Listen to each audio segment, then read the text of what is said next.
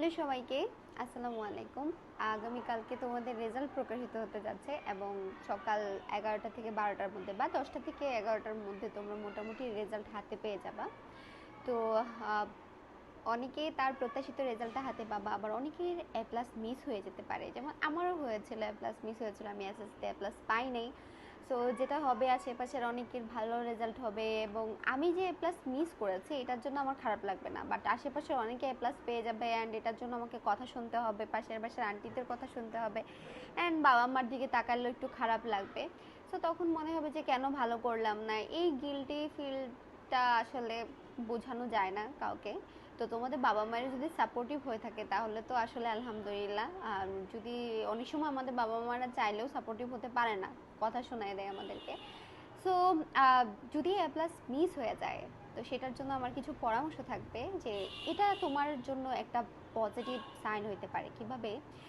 যখন তোমার এ প্লাস ধরো মিস হয়ে যাবে, তখন পুরো পুরো ইন্টারের সময়টা তোমার কাছে এরকম থাকবে যে আমার এসএসসিতে তো খারাপ হয়েছে, আমার এইচএসসি অ্যান্ড অ্যাডমিশন এই দুইটাতে অনেক ভালো করতে হবে অ্যান্ড তুমি এইচএসসিটা অনেক মনোযোগ দিয়ে পড়বা। আর যখন এইচএসসিটা মনোযোগ দিয়ে পড়বা তখন কিন্তু অ্যাডমিশনেও তোমার অনেকটা কাভার হয়ে যাবে।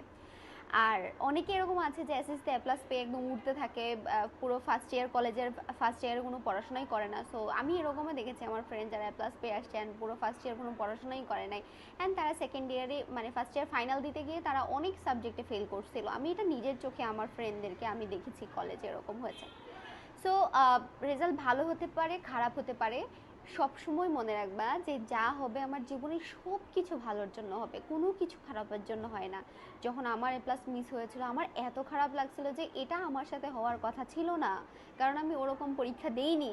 কিন্তু যাই হোক, এ প্লাস মিস হয়ে গেছে, হয়তো কোথাও একটা আমার বড় মিস্টেক ছিল যেটার জন্য মিস হয়ে গেছে। আমার মনে হয়েছে আমার সব শেষ, আমার স্বপ্ন শেষ, আমি হয়তো আর কখনো ভার্সিটি ফর্মই তুলতে পারবো না অ্যান্ড আমি কলেজেও হয়তো ভালো কলেজ পাবো না।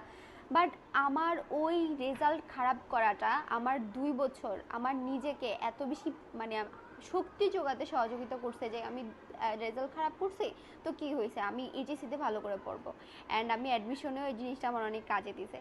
সো আমি আশা রাখতেছি যাদের একটু রেজাল্ট এদিক সেদিক হবে তোমরা কেউ মন খারাপ করবে না এবং তোমরা সবসময় মাথায় রাখবা যে রেজাল্ট খারাপ হচ্ছে মানে হয়তো আল্লাহ আমাকে একটা সুযোগ দিয়েছে, আমি আবার কামব্যাক করব এবং এই জিনিসটাকে, এই পেইনটাকে আমি কাজে লাগিয়ে এটাকে আমার শক্তিতে রূপান্তর করে আমি আবার একটা বড়সড় কামব্যাক দিব এবং সেটাই সত্যিকার অর্থে তোমাকে সফলতার দরজাগুলো খুলে দিবে। আর যারা ভালো রেজাল্ট করবে অবশ্যই সৃষ্টিকর্তার কাছে শুকরিয়া আদায় করবে এবং শুরু থেকে ভালো করে পড়াশোনা করবা। এসএসসির এ প্লাস পাওয়াটা